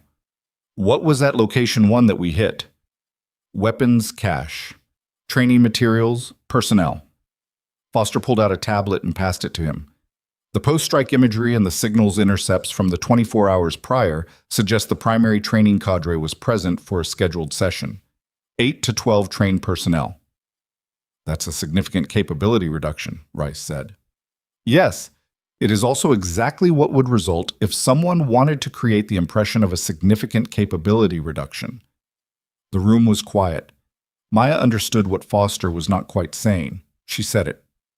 You think the compound was a deliberate target, that he wanted us to find it and strike it. We think it's possible, Foster said carefully, that the asset you observed is sophisticated enough to have managed the last 72 hours in a way that served his purposes rather than ours. We think it requires consideration. What purposes? Holt said. He'd been standing near the door, still in his kit, and he asked it with the blunt directness of someone who was too tired for careful language. Eliminating a competing faction within his own network, possibly. Creating a documented strike for a narrative. Any number of things. Foster took the tablet back. Or none of them. The strike may have been exactly what it appeared to be, and Orlov's survival may be chance. We don't know. What we know, Rice said, is that Orlov wasn't in the compound when it was hit. Correct. And the vehicles that left before the strike. We're tracking. So we have an incomplete outcome on the primary. Yes. He looked at Maya. She knew what was coming before he said it. He's still out there. Yes, she said. The formal debrief ended at 0900. Foster and the unnamed man disappeared into the command post with Rice for another hour. Maya ate something in the team bay, a meal that she consumed without particularly registering what it was, because her body needed fuel and the specifics were irrelevant. And then she sat on her cot and cleaned the M110 because the rifle needed it, and because the physical routine of breaking down and reassembling a weapon system was one of the few forms of activity that let her think without interference. Brewster came in at some point and sat on his own cot across the bay. He watched her work for a while. You confirmed Orlov, he said. Yes? And then he walked away from a compound that got hit an hour later. That's what happened. Lucky for him. Or something else. She ran the bore brush through the barrel. We don't know yet. He was quiet for a moment. Holt said you moved through 400 meters of exposed ground in the dark with the compound active below you. That's correct. He said you didn't slow down. Slowing down would have been tactically incorrect. Brewster leaned back against the wall and looked at the ceiling. My first deployment, I had a sergeant who used to say that the most dangerous thing in a firefight was someone who didn't know they were supposed to be scared. I was scared, Maya said. You moved through 400 meters of exposed terrain at 4 in the morning with potential enemy observation, and you were scared. Yes, fear is appropriate data. It tells you the situation is serious. What you do with it is the variable. He looked at her. Your father teach you that too? I figured that one out myself. He was quiet again. Then, I owe you an acknowledgement. She looked up. I was wrong about you, he said. Not about being cautious. I'd be cautious about anyone in that situation. But I was dismissive in a way that wasn't... He stopped, seemed to find the word warranted. She looked at him for a moment. You were doing your job. I was doing part of my job, the part that was convenient. She went back to the rifle. Acknowledgement received. He nodded and went back to whatever he'd been doing before, and she didn't make anything more of it, and that was the end of it. Logan Voss called from Landstuhl at 1400. The call came through the team's sat phone, and Holt took it first, and then held the phone out to Maya without explaining, which meant Logan had asked for her specifically. She took it and walked to the far end of the bay. Voss, she said. Carter? His voice sounded like a man on significant pain management. Still clearly him, but with the sharp edges smoothed down. Or Callahan. I've been briefed. Either works. James Callahan's daughter. Yes. A pause. She could hear the ambient sounds of a military hospital ward in the background, the specific institutional white noise of machines and ventilation and movement. "I knew your father," he said. "Not well. I went through a course he ran in 2009, 3 weeks. He was the best instructor I've ever been in front of." She sat down on the nearest cot. "I didn't know that." He had a way of explaining the interior of a shot that nobody else. Logan stopped. "He talked about you sometimes. His daughter, who had the natural gift. He said it with the specific discomfort of a man who was proud of something he wasn't sure he'd handled right." She didn't say anything. "He wasn't wrong to be proud," Logan said. "Based on what Holt told me about the ridgeline." Holt talks a lot. "He talks when it matters." A pause. "Why did you hide it?" "That's a long conversation. I've got time. They tell me I've got about 6 months of physical therapy ahead of me." She thought about how to answer it. "When he died, I needed it to be over. What he trained me for, what I represented in that world. I needed distance from it. Enlisting under a logistics role was a way to serve without being that. That being a sniper. That being James Callahan's legacy. And now?" She looked at the M110 on the cot beside her, reassembled and clean. "Now I don't have the option of distance anymore. So I'm figuring out what I actually think about it." "How's that going?" "Ongoing?" He made a sound that was close to a laugh, and then stopped, which she assumed was the shoulder reminding him of its condition. "The man who shot me. You confirmed him?" "Yes." "And he's still out there?" "Yes." "What are you going to do about it?" "Whatever Rice decides needs doing." That's a careful answer. It's an accurate one. Another pause. "Callahan." "Yes." "Don't overthink the Orlov piece. I know what it looks like. Your father's student, the connection, all of it. Don't let it make the decision complicated when the decision is simple. The decision isn't made yet. When it is." "Okay," she said. "You did good work on that ridge," he said. "The team, even Brewster, eventually, they know it. I know it." She didn't know what to do with that, so she said, "Get your shoulder right. Working on it." She handed the phone back to Holt and went outside. Bus. The intelligence picture clarified over the next 48 hours in the specific way that intelligence pictures clarified after a significant event. Slowly at first, then in a rush that required constant resorting. Delgado and Tran were running continuous analysis on the signals traffic, and by the end of the second day after the strike, they had enough pattern data to begin building a revised picture of what Orlov's network looked like after Location 1.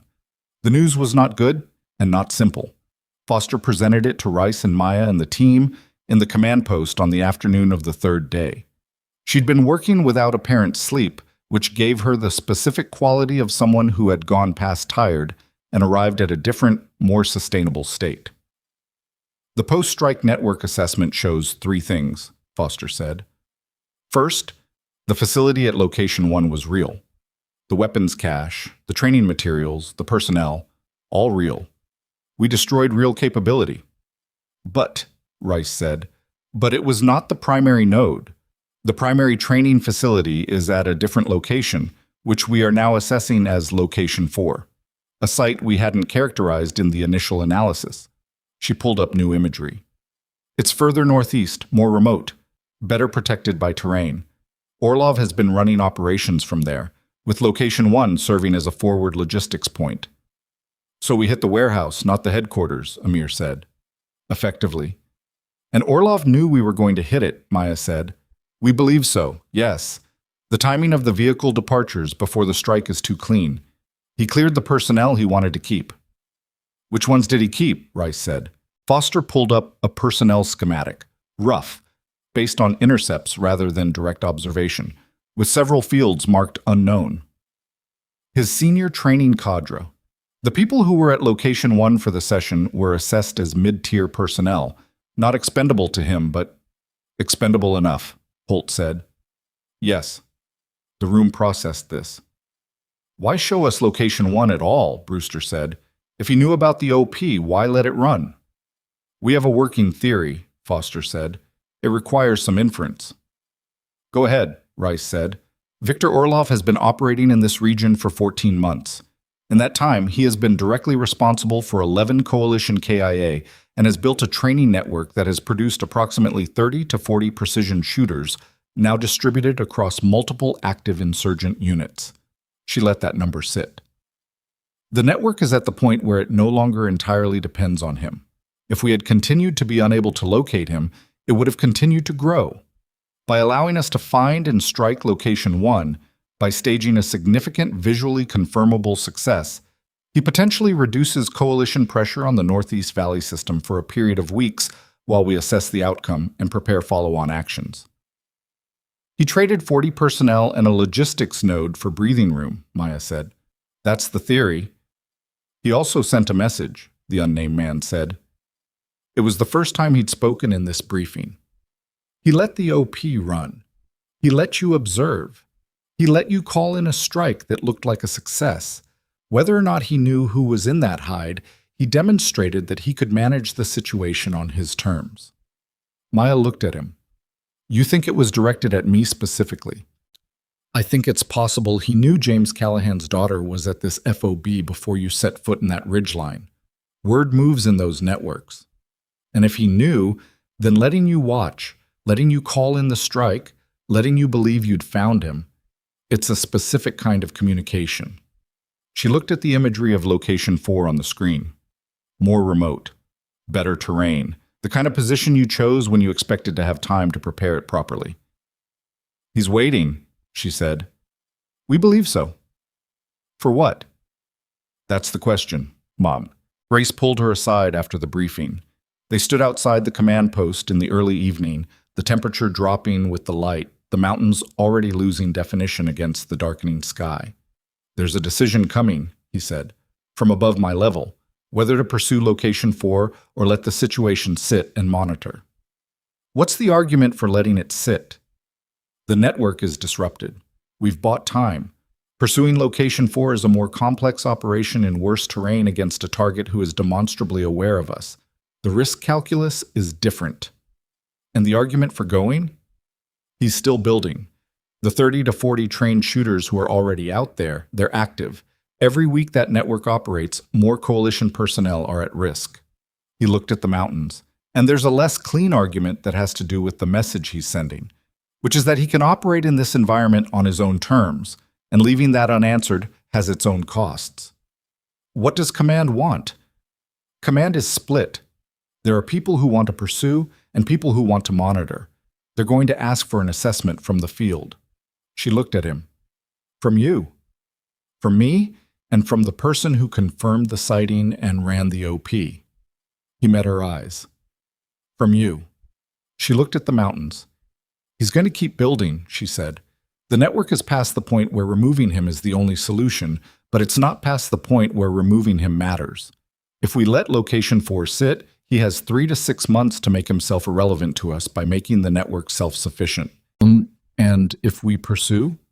We pursue in terrain he's chosen, against a target who has been thinking about this moment longer than we have, with a team that is operating below strength.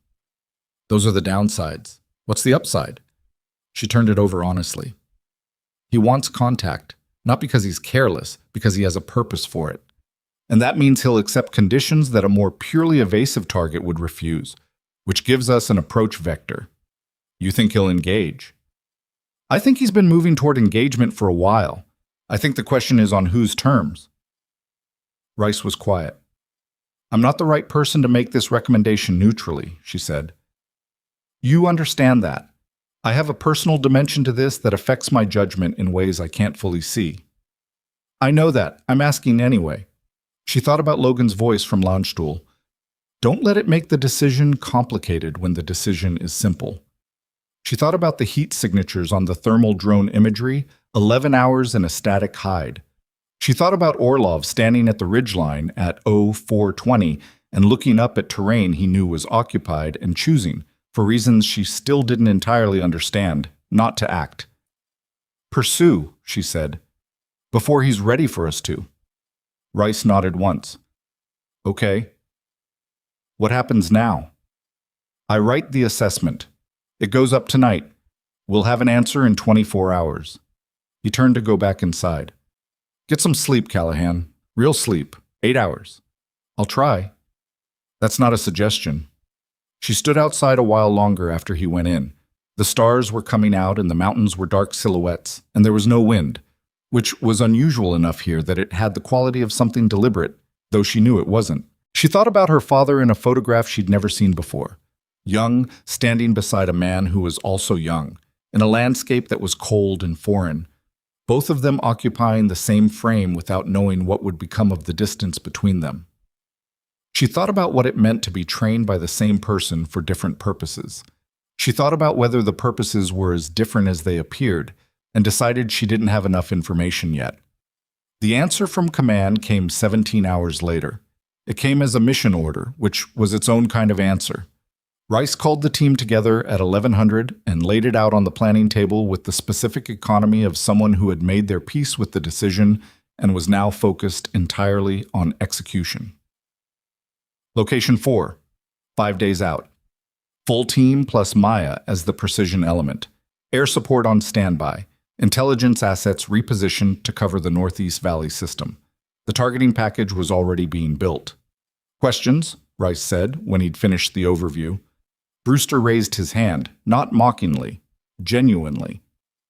What's our read on his defensive posture at 4? Is it as prepared as the imagery suggests?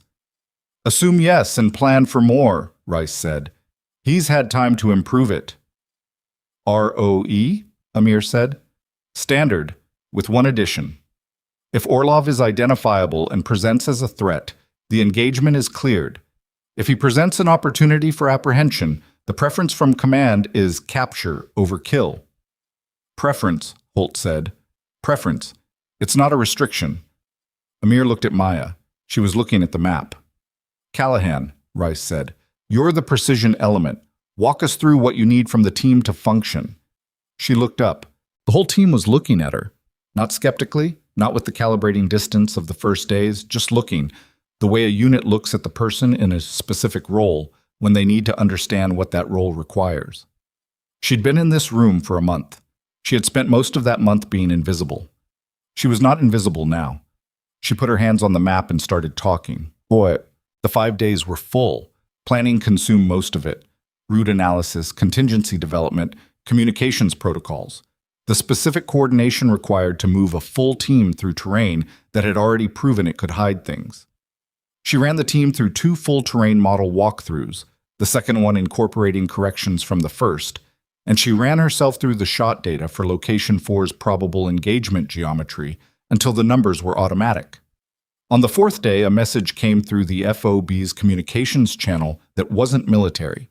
It had been routed through 3 different relay points before it arrived, which was the kind of routing that people with specific technical knowledge used when they wanted to be difficult to trace. The communications sergeant flagged it as anomalous and brought it to Rice, who brought it to Foster, who brought it to Maya. It was addressed to Callahan, just the name. No rank, no unit designation. 3 sentences in English, written in the precise, slightly formal cadence of someone who had learned the language as an adult and used it carefully. Your father was the most honest man I ever knew. He taught me that the purpose of the skill is to end conflict, not to extend it. I want you to know that before we meet. She read it twice. Foster was watching her. We can't verify origin. The routing was too layered, but the reference to your father, the context. It's Orlov, Maya said. That's our assessment. She put the message down on the table. He's confirming that he knows who I am. Yes. And he's telling me something about what he thinks we're going to do. Foster nodded carefully. That's one reading. What's another reading? That he's trying to create hesitation. Establish a personal connection prior to contact that complicates your decision-making in the field. Maya looked at the message again. Your father was the most honest man I ever knew. Her father had said things about the students he'd trained over the years. Not specific operational details, but character assessments. The way teachers talk about students who stayed with them. He'd mentioned Orlov twice. Once in the context of patience, once in the context of an argument about the purpose of the skill, what the training was ultimately for, what it was meant to produce in the world. He believed it should only be used to end things, her father had said, not to win them. There's a difference, and most people don't want to sit with it. She hadn't understood that distinction at 17. She thought she was beginning to understand it now. Both readings can be true at the same time, she said. Yes, Foster said. That's the problem. Maya folded the message and put it in her chest pocket and went back to the planning table. The 5th day came without ceremony. They drew their kit and loaded the vehicles at 0230, and she sat in the back and felt the mountains begin through the glass as they drove north, the terrain rising around them, the darkness complete, and the stars above it clean and specific and indifferent. She had the message in her pocket and the rifle across her knees and 5 days of planning in her head, and the knowledge that somewhere ahead of them, in terrain he had chosen and prepared and understood better than they did, a man was waiting, who had been taught by her father and had taken those lessons into a completely different life. She didn't know what she was going to find when she got there. She knew she was going to find out. The vehicle moved north and the mountains rose and the dark held everything for now, quiet and enormous, keeping its information. The vehicles stopped 4 kilometers south of location 4 at 0400, and the team moved on foot from there into terrain that got harder with every 100 meters of elevation gain. Maya led the precision element, herself and Holt, on a parallel track to the main team's approach, angling northeast along a ridgeline that would put them above the compound by the time first light came. Rice had the main element moving direct, slower, designed to arrive at the objective perimeter simultaneously, with Maya reaching her overwatch position. The timing required everything to work. In her experience, timing that required everything to work was the first thing that stopped working, so she'd built 40 minutes of flex into the plan and told nobody except Holt. They moved without lights, the terrain was steep, and the footing was bad. Loose shale over solid rock, the kind of surface that made noise if you committed your weight too fast and made you fall if you didn't commit it fast enough. She'd trained on worse. She found her rhythm in the first kilometer and held it, and Holt stayed with her, and the dark thinned gradually around them as they climbed without ever becoming anything you could call light. At 0532, she reached the overwatch position. It was better than she'd hoped, a natural shelf in the rock face with a clear line of sight to the compound 400 meters below, and a backstop that would contain her muzzle signature. She got into position, got the rifle set, and spent 2 minutes doing nothing except reading the wind and the light and the space between where she was and where the target was. Holt settled beside her with the binos. "I've got 3 sentries," he said quietly. "Gate, north wall, east corner, all static. Movement inside? Lights on in the northern structure. 2 heat sigs through the window. Confirm with the thermal." He pulled the thermal monocular and looked. "Confirmed. 2 in the north building. 1 is moving, 1 is static." She keyed her radio. "Rice, Callahan, overwatch is set. 3 sentries, 2 personnel north building. Ready on your call."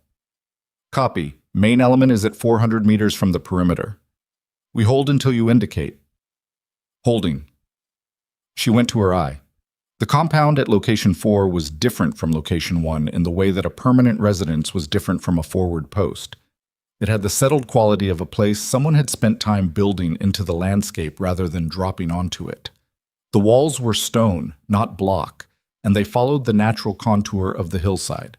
The northern structure had a small window facing uphill, which was either a defensive oversight or a deliberate choice by someone who knew the hillside well enough not to fear it. She thought about the message in her chest pocket. "I want you to know that before we meet." At 0547, the door of the northern structure opened. One person came out. He moved into the compound's interior space and stopped, facing uphill, and Maya settled her reticle on him and looked. Orlov was older in person than in any photograph. Not dramatically, but in the specific ways that outdoor living in hard country accelerated. He stood with the same composed patience she'd seen through the scope at location 1, and he was looking at the hillside above him with the expression of someone who already knew the answer to a question they hadn't asked yet. He raised one hand, palm out, not threatening, not surrendering, something else. "Holt," she said. "I see it." "What do you make of it?" I make it as a man who knows where you are and is telling you he knows. She stayed on him. Her reticle was centered. The shot was clean. The conditions were good enough. Wind was light and consistent. Range was 400 meters. The target was static and fully visible. She had a cleared engagement if he presented as a threat. He was not presenting as a threat. He was standing with his hand raised in the thin morning light, looking up at a ridgeline, waiting. "Rice," she said into the radio. "I have a visual on the primary. He's in the open center compound, not armed that I can see, and he is waiting." A pause. "Explain waiting." "He came outside alone and he's looking at my position with one hand raised. He's been static for 30 seconds. A longer pause. "Does he know your exact position?" "I believe so." "Can you hold for 2 minutes while I consult?" "Holding." She stayed on the reticle. Orlov didn't move. The sentries were still at their positions, which told her something. If this were an ambush setup, the sentries would have been repositioned.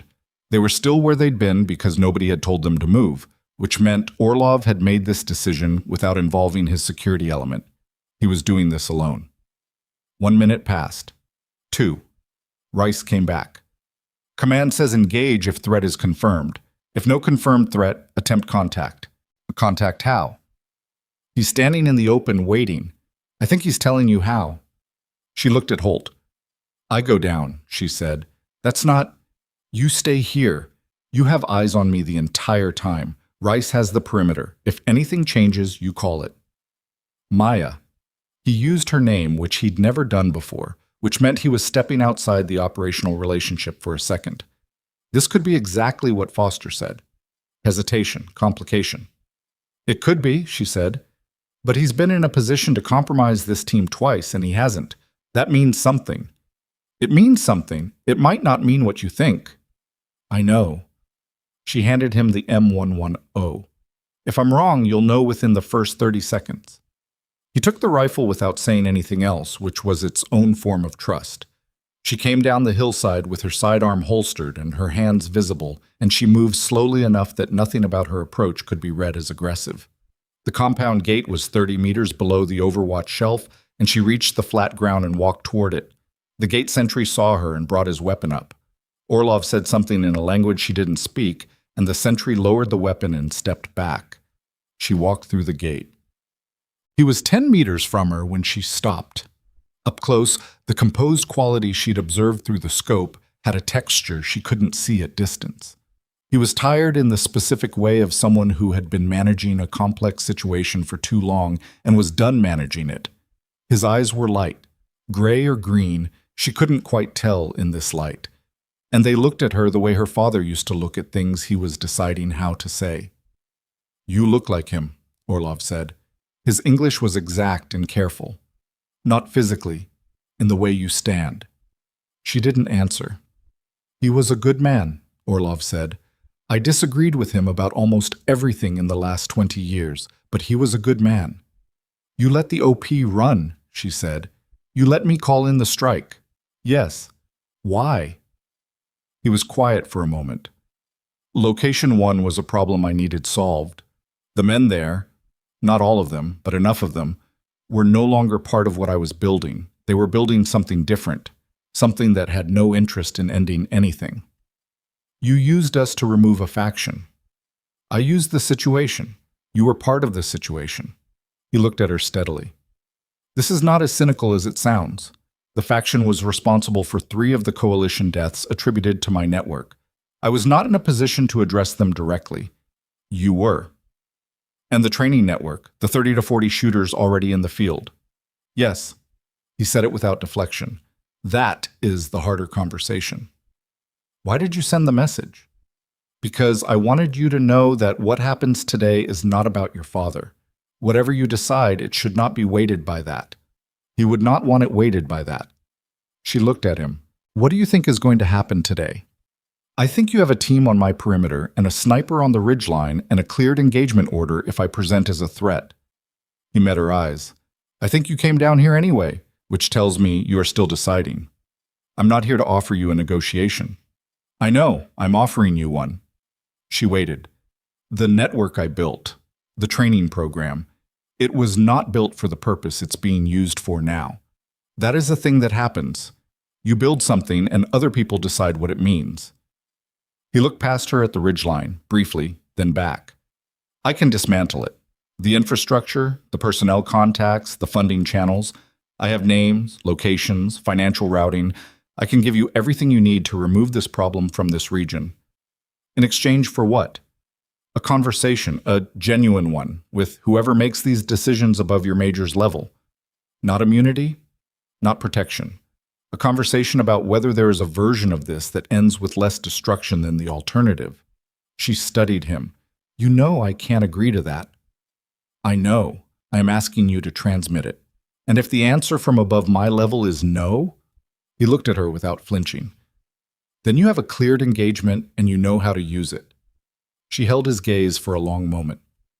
Don't move, she said. Don't do anything that looks like a decision. I'm going to make a call. She stepped back and keyed her radio. The call went up through Rice to Foster, who had apparently been awake and monitoring because the response came back in 11 minutes rather than the 20 she'd expected. She stood in the compound with Orlov 4 meters away, and the gate sentry trying not to look at either of them, and Holt's eye presumably still on the ridgeline above, and she waited. When Rice came back, his voice had a quality she hadn't heard from him before. Not quite surprised, but the closest he came to it. Foster wants a direct conversation. She's asking if he'll take a sat call. Maya looked at Orlov. Will you take a satellite call? He nodded once. Yes, she transmitted. The sat phone came down with Amir, who appeared at the gate with the professionalism of someone who had been given a task and was completing it without editorializing, which she appreciated. He handed it to her and she handed it to Orlov and stepped back far enough to give him the fiction of privacy while remaining close enough to intervene if anything changed. He spoke for 22 minutes. She watched his face during it. The specific quality of a man presenting facts to someone who was testing them, who had good questions, who was not going to be satisfied with generalities. His answers were detailed. He was specific about locations, names, the structure of the funding network. He was not performing. He knew the information was his only currency, and he was spending it carefully. When he handed the phone back, she put it to her ear. Callahan, Foster said. Yes. Secure him. We're sending a collection team. This is going to take a while to verify, but if even 40% of what he just gave me is accurate, we have the architecture of the entire network. Copy, she said. What's his status? Protective custody pending verification. He understands that. He does. Tell Rice we'll need the compound secured and personnel accounted for. No one leaves. Copy. She lowered the phone. Orlov was watching her. He'd heard enough from her end to understand the outcome. Protective custody, she said. Yes. He said it without apparent surprise. I expected something like that. Are your people going to accept it? I will tell them to. He looked around the compound briefly. At the walls, the buildings, the sentries who were watching without understanding. This place took 4 years to build. I know. It was supposed to be something different than what it became. He said it simply, without self-pity. That is also something your father would understand. The gap between intention and outcome. She thought about her father in the kitchen saying things she hadn't listened to carefully enough. She thought about the gap between the lessons he'd given her and the way she'd used them. First to run away, then to survive, now to stand in a compound in a mountain valley trying to end something that had started before she was old enough to understand what she was part of. He would have said the gap is where the work is, she said. Orlov looked at her. Something moved in his expression. Not grief exactly, but something adjacent to it. Yes, that is exactly what he would have said. Pause. The compound was secured by 0800. Rice ran the process with the efficiency of someone who'd done it before. Personnel contained, weapons secured, documents and electronic equipment cataloged. The 8 fighters who'd been inside accepted the situation with varying degrees of resignation, which told Maya that Orlov had spoken to them before she'd come down the hillside. He'd known this was the likely outcome, and he'd prepared them for it. That level of preparation took time, which meant he'd been planning this moment for longer than any of them had assumed. She didn't know what to do with that entirely. She put it in the same mental folder as everything else about him that didn't resolve into a clean narrative and decided she'd sort it later, when she had the distance for it. Holt came down from the ridgeline at 0730 and found her at the compound wall with her back against the stone and her eyes closed, not sleeping, just being still for a moment. "You're alive," he said. "Told you." "You got lucky." "Maybe." He sat down beside her against the wall. "Foster called Rice while you were in the compound. She said if the intelligence checks out, this is the largest single-source product on insurgent precision network infrastructure we've gotten in 18 months. Okay. Brewster thinks you're insane for going in there alone. Brewster's not wrong. Amir thinks it was the right call. Amir's not wrong either." She opened her eyes. The morning had arrived fully now, clean light, the mountains sharp against it, the compound quiet around them. They're both describing the same thing from different angles. Holt looked at the mountains for a while. "What did he say to you?" "Orlov. The part that wasn't the negotiation. She thought about how to answer that honestly. "He said my father was a good man. He said whatever I decided shouldn't be weighted by that." She paused. "He said the thing he built became something different than what he intended, which—" She stopped. "Which is also true of what you built," Holt said. She looked at him. "The version of yourself you built when you enlisted. The logistics specialist, the invisible person, the name that wasn't yours." He wasn't saying it critically, he was just saying it. "That became something different too." "Yes," she said. "It did." They sat against the wall while the compound moved around them and the collection team's helicopter became audible in the distance. And she let herself feel, for the first time in a long time, the specific relief of something that had been held at tension finally releasing. It wasn't peace. She didn't think it was going to be peace for a while. There were 30 to 40 trained shooters still in the field, and they would need to be addressed. And that work was going to take months, and some of it was going to be hers, and none of it was going to be clean. But the thing at the center of it, the thing that had kept her from sleeping since she was 22 years old, that had changed shape. The collection team arrived at 0900 and took Orlov and the documentation and 3 of the compound's senior personnel. Foster was on the bird, which told Maya how seriously this was being taken. She and Foster spoke briefly on the landing zone while the team loaded. "He gave us everything," Foster said. "I don't say that easily. The financial routing alone is worth more than the last 2 years of Signal's work on this network." "He wanted it to end," Maya said. "People who want things to end usually find a way to end them without walking into a coalition FOB. He didn't walk into a FOB. He waited for the right person to come to him." Foster looked at her. "And you were the right person. I was the person with the right name." She watched the helicopter rotors. "He needed someone who understood what my father taught him, who would recognize it as real. If it had been anyone else on that ridgeline, he might have handled it differently." "Or you're giving him credit for more planning than he actually did." "Maybe. Both things can be true." Foster almost smiled. "You sound like an analyst." "I've been spending time with analysts." The bird lifted. She watched it until it was a shape against the sky, and then a sound, and then neither.